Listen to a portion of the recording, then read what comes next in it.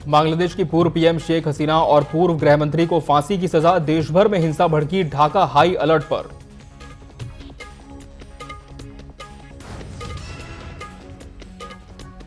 Saudi अरब में बस tanker की टक्कर, हादसे में 42 भारतीयों की मौत। पीएम मोदी ने जताया दुख, हेल्पलाइन नंबर जारी।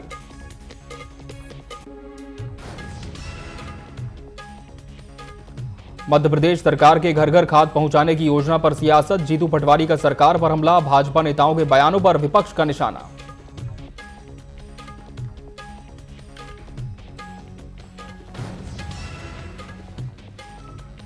सारंगढ़ में जमीन अधिग्रहण के खिलाफ उतरे 5 गांव। कपिसदा में जनसुनवाई का विरोध, धरने पर बैठे ग्रामीण।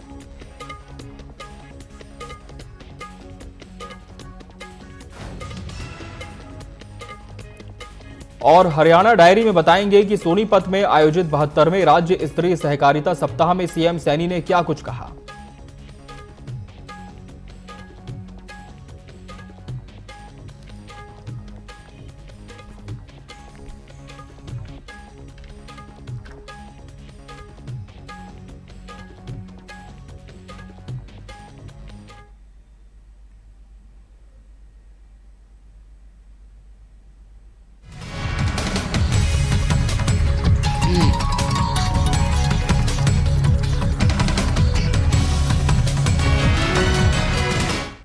नमस्कार, बहुत स्वागत है आपका न्यूज अपडेट में। मैं हूं आपके साथ अमित शर्मा।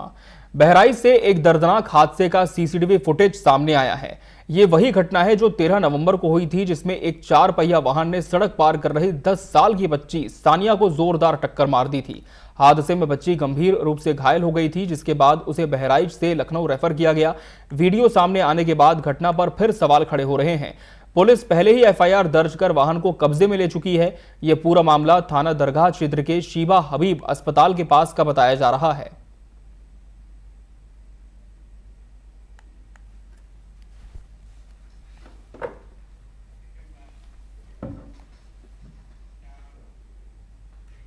बहराइच के नानपारा इलाके में एक ही परिवार में 2 संदिग्ध मौतों से सनसनी फैल गई है। परसा आगैया गांव में पहले पत्नी की रात में संदिग्ध हालत में मौत हुई और सुबह पति का शव पेड़ से लटकता मिला। दोहरी मौत की इस हैरान करने वाली घटना से गांव में दहशत का माहौल है।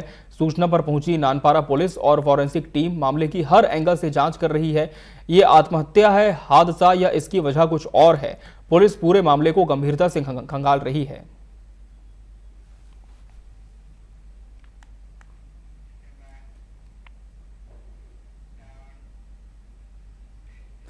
लखनऊ में रविवार को इतिहास के एक गौरवशाली पल का साक्षी बनने का मौका मिला, जब रक्षा मंत्री राजनाथ सिंह और मुख्यमंत्री योगी आदित्यनाथ ने वीरांगना उदा देवी पासी की भव्य प्रतिमा का अनावरण किया। कार्यक्रम के दौरान रक्षा मंत्री राजनाथ सिंह ने मुख्यमंत्री योगी की कार्यशैली की खुलकर सराहना की। वहीं मुख्यमंत्री योगी आदित्यनाथ ने भारत की आजादी में वीरों के योगदान को याद किया। पूरे कार्यक्रम को लेकर पेश है यह खास रिपोर्ट।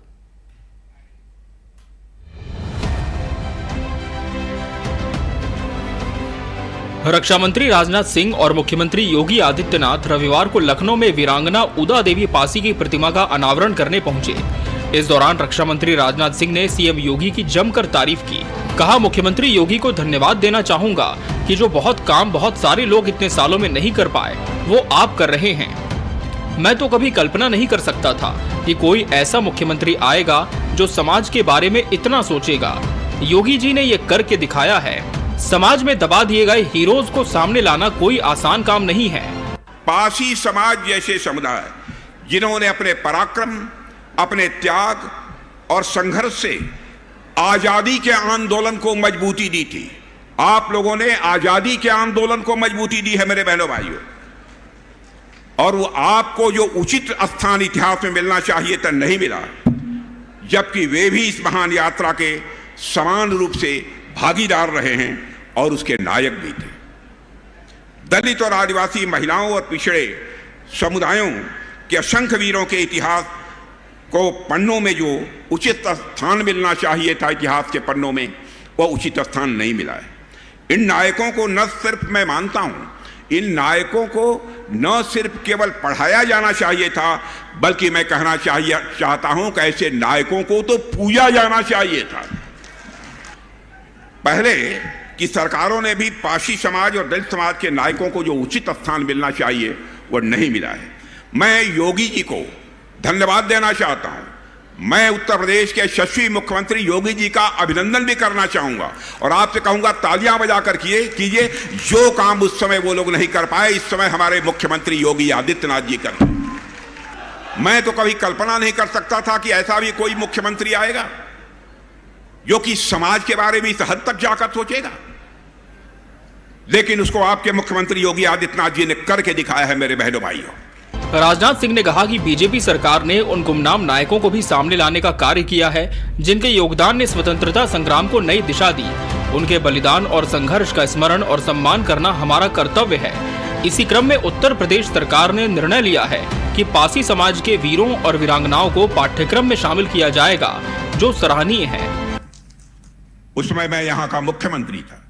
हमारी सरकार ने ऐसे गुमनाम नायकों को भी सामने लाने का कार्य किया है जिनके योगदान में स्वतंत्रता संग्राम को एक नई दिशा देने में बहुत ही अहम भूमिका निभाई है। उनके बलिदान और संघर्ष को याद करना और सम्मान देना, मैं मानता हूं कि हमारा और आपका सभी का यह कर्तव्य बनता है मेरे बहने भाई। और इसी क्रम में हमारी उत्तर प्रदेश सरकार ने और हमारे यहां के यशस्वी लोकप्रिय मुख्यमंत्री माननीय योगी आदित्यनाथ जी ने पारसी समाज के वीरों और वीरांगनाओं को पाठ्यक्रम में हिस्सा बनाए जाने का जो फैसला किया है, उसके लिए मैं आप सबकी तरफ से उनका अभिनंदन करना चाहता हूं। उनको मैं बधाई देता हूं। वहीं मुख्यमंत्री योगी आदित्यनाथ ने कहा कि भारत की स्वाधीनता में वीरों व वीरांगनाओं का योगदान अविस्मरणीय है। इस मामले में लखनऊ की भूमि अनोखी है। उन्होंने कहा कि 1857 के प्रथम स्वातंत्र्य समर का केंद्र बिंदु उत्तर प्रदेश ही था। शहीद मंगल पांडे ने बैरकपुर में इसकी हुंकार भरी थी। वीरांगना उदा देवी न केवल नारी शक्ति बल्कि हर हिंदुस्तानी के लिए प्रेरणा है। बहनों और भाइयों, भारत की स्वाधीनता को प्राप्त करने के लिए इस प्रकार के वीरों और वीरांगनाओं का जो योगदान रहा है वह अविस्मरणीय रहा है। और लखनऊ की भूमि तो इस मामले में अनोखी है। सीएम योगी ने कहा कि वीरांगना उदा देवी ने विदेशी हुकूमतों के अत्याचार का जवाब देने के लिए 16 नवंबर 1857 को लखनऊ के सिकंदर बाग में पीपल के पेड़ पर चढ़कर 36 अंग्रेज सैनिकों को ढेर किया था। उनका नाम इतिहास में अमर हो गया। वीरांगना उदा देवी का बलिदान प्रेरणा देता है कि अन्याय बड़ा हो तो प्रतिरोध उससे भी बड़ा होना चाहिए। याद करिए 1857 की प्रथम स्वातंत्र समर, उसका केंद्र बिंदु उत्तर प्रदेश ही था। शहीद मंगल पांडे ने उसकी हुंकार भरी थी बैरकपुर में। मेरठ में धन सिंह कोतवाल ने उसको आगे बढ़ाने का काम किया था।